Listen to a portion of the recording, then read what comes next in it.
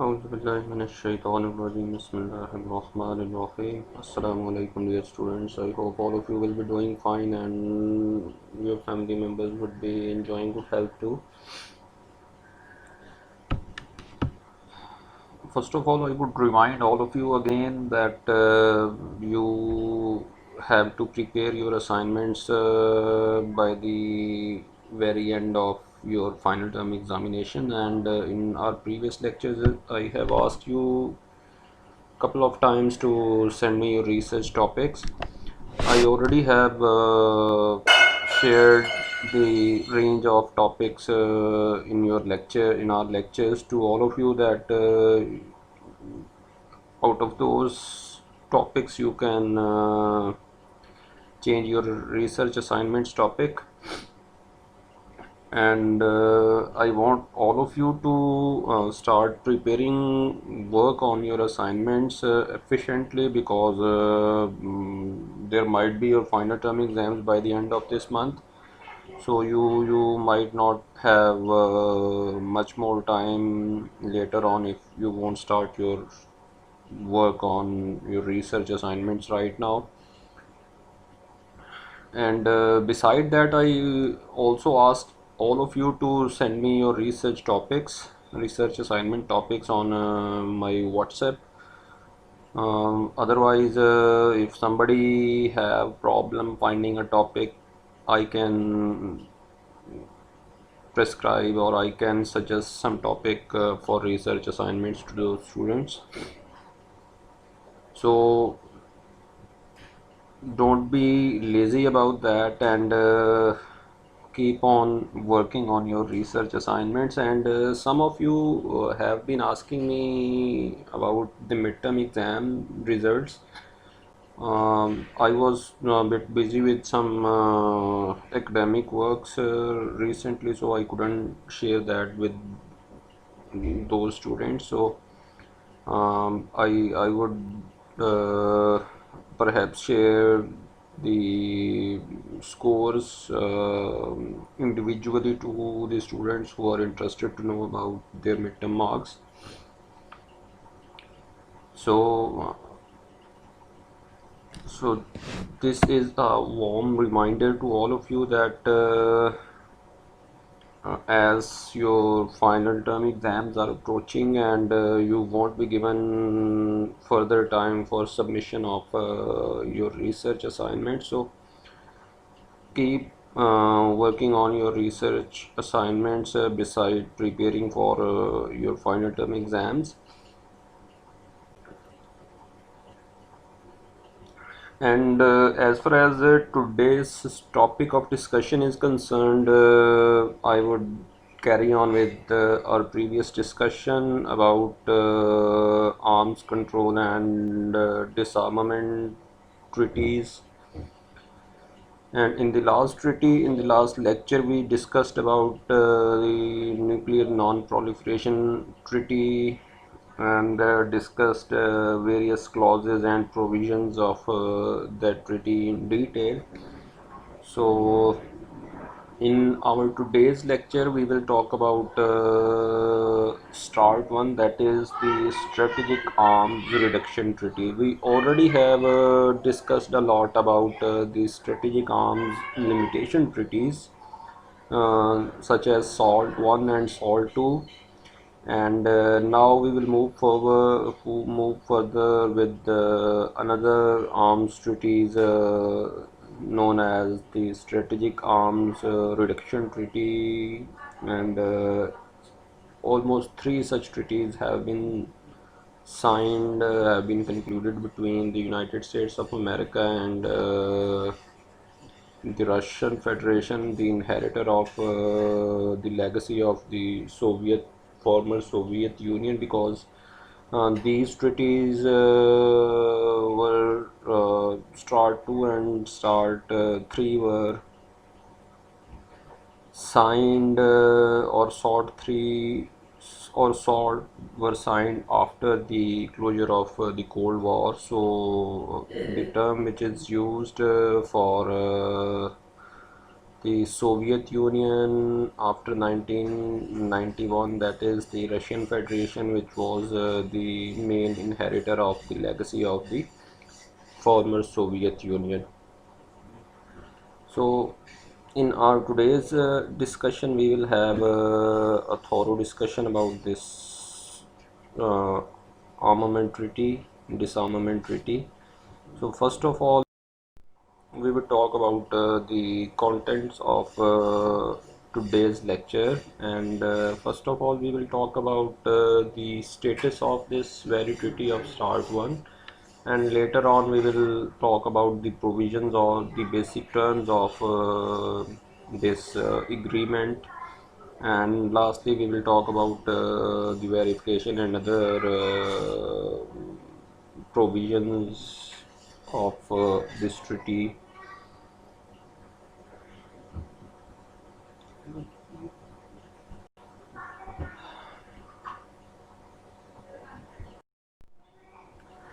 Okay, as far as the status of this Treaty of START 1 is concerned, this was another treaty which was signed between the United States of America and the Soviet Union to for the very objective of reducing or limiting the race of armament which was going on during the Cold War era. So, in order to reduce or in order to pacify the nuclear race of armament between these two major adversaries of Cold War, various treaties were signed to contain or to reduce the speed or scale of that race of nuclear proliferation. This START 1 treaty is one another treaty in this very regard. So, this Strategic Arms Reduction Treaty, also known as START, was signed on July 31st, 1991. So, this treaty was signed just before the disintegration of the Soviet Union, and this was signed between the United States and the Soviet Union, and just after 5 months of this signing of this treaty, the Soviet Union got disintegrated into 12 sovereign autonomous entities. So, at the event of the disintegration of Soviet Union, 12 independent states emerged on the map of the world, and four out of those 12 states were possessing the nuclear stockpiles which was there in the days of the Soviet Union,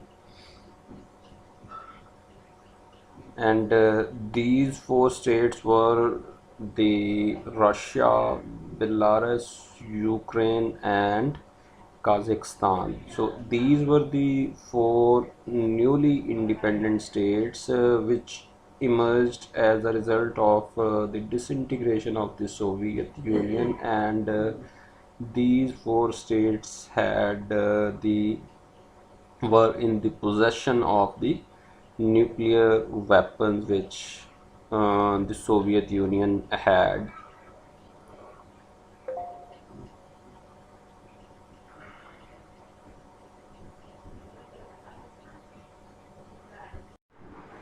And later on May 23, 1992,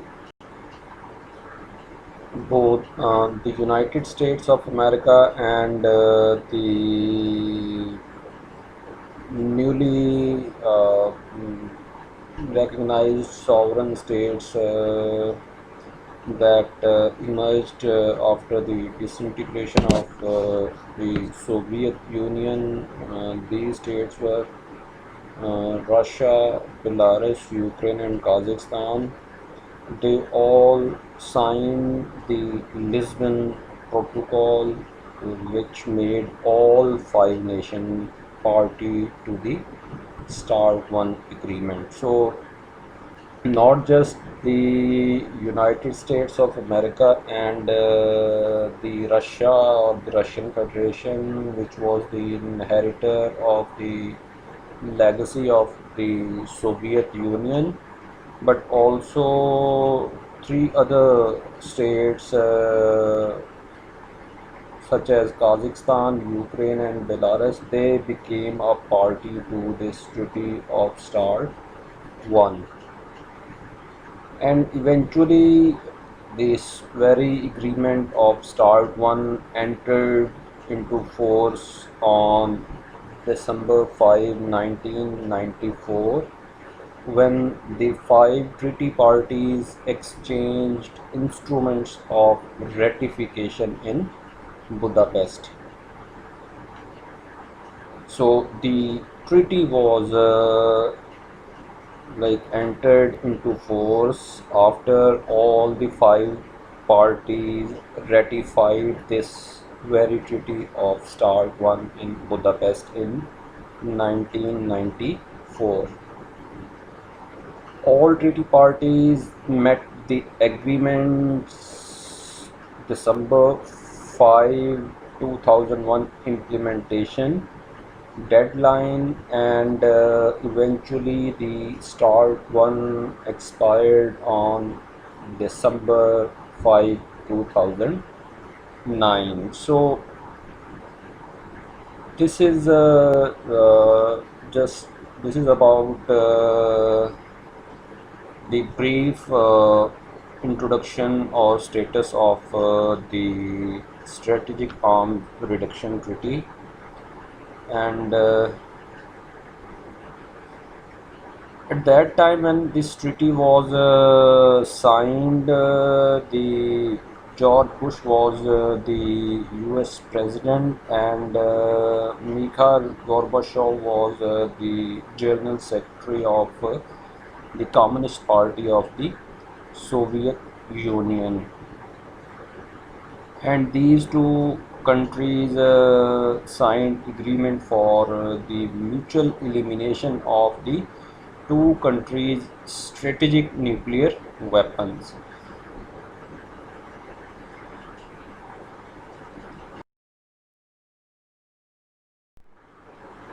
Now we will talk about the basic terms or provisions of this very treaty of START 1.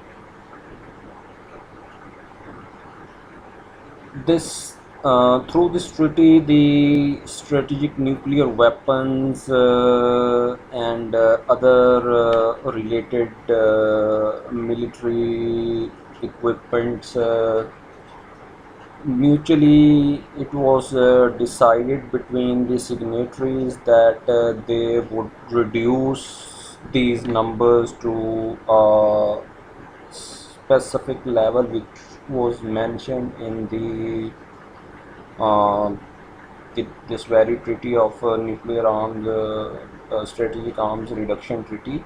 So as the world demonstrates that it's all about the reduction of nuclear weapons, as it is clearly mentioned in the title of this treaty. So the nuclear strategic nuclear devices were reduced to specific numbers, and we will have a look at these numbers in these basic terms over here.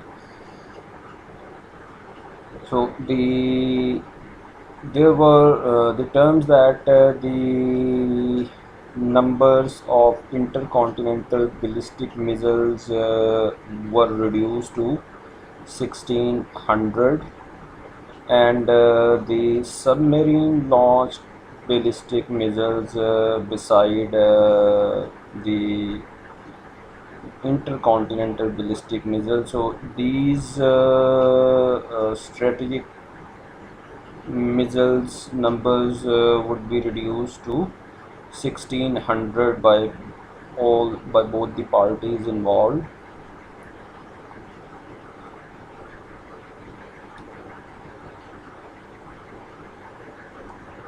Further, it was concluded or it was decided in the treaty that the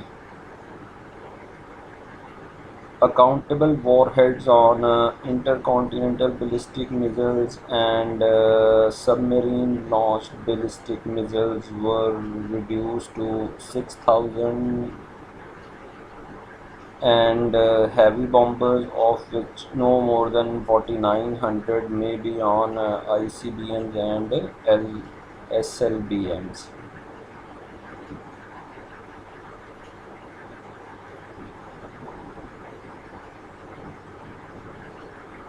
And later, the another basic term that was concluded in this treaty was that from each side the warheads on 154 heavy intercontinental ballistic missiles would be 1,540 for the Soviet side. So these were the numbers, the reduced numbers, which was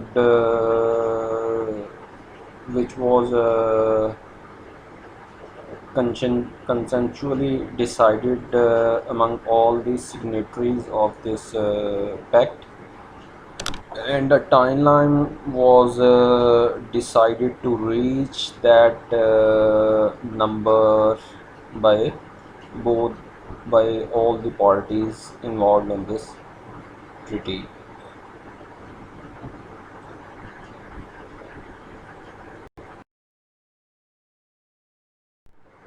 Now we will talk about the counting rules, that how these strategic weapons, nuclear weapons, and other related equipments were counted.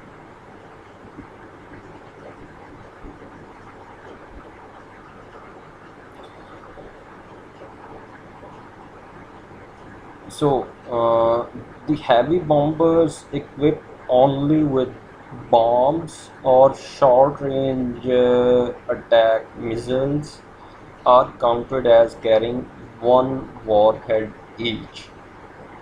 So it was decided that the heavy bombers equipped with bombs or short-range attack missiles are counted as carrying only one warhead.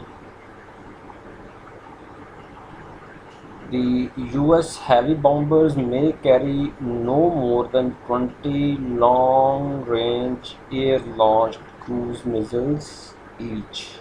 The first 150 of these bombers count as carrying only 10 ALCMs each. So the first 150 of these bombers would be counted as only 10 ALCMs each. So that was another distinction regarding counting of strategic weapons, which was that was decided in this treaty of disarmament.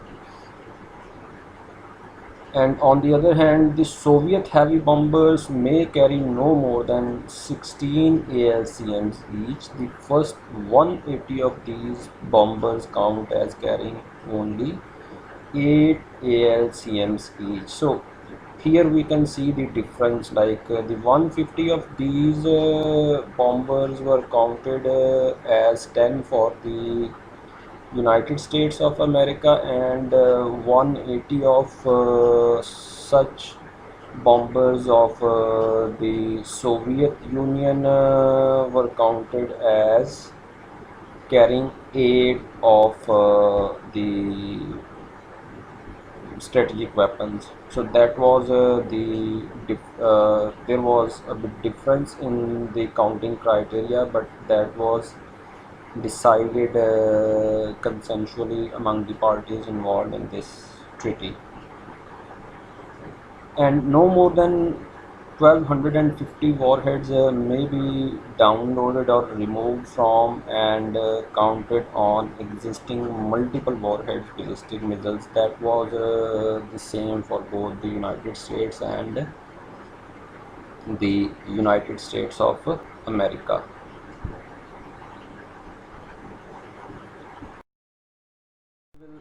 Talk about some of the other provisions involved in this treaty, or that were concluded in this treaty. And we will have a like quick overview of these, and then we will conclude our today's discussion.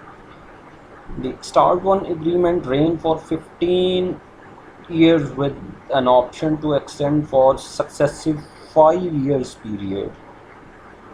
Based on the commitments made at the March 1997 Helsinki summit, the sides agreed in principle to negotiate an agreement making the START treaties unlimited in duration.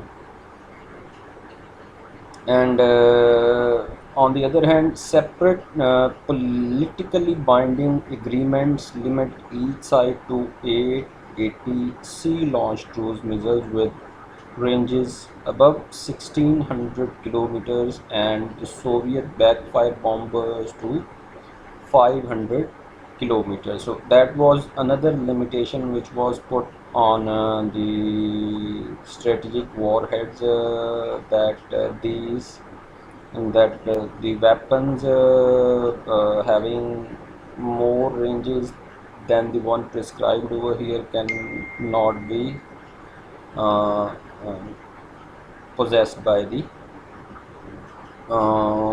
parties involved in this treaty. So that is all about our today's discussion about the Strategic Arms Reduction Treaty 1, and we will have a discussion about the START 2 in the next lecture. So if you have any queries about this, please feel free to write your queries to me through our WhatsApp group, and I would be quite happy to answer your questions in the best possible way. And again, if anybody is interested to ask to like get to know about their midterm marks, just write that to me, and I'll share your marks with you instantly, hopefully. So wish you all the best. Stay safe and healthy. See you next time for our upcoming lectures. Allah Hafiz.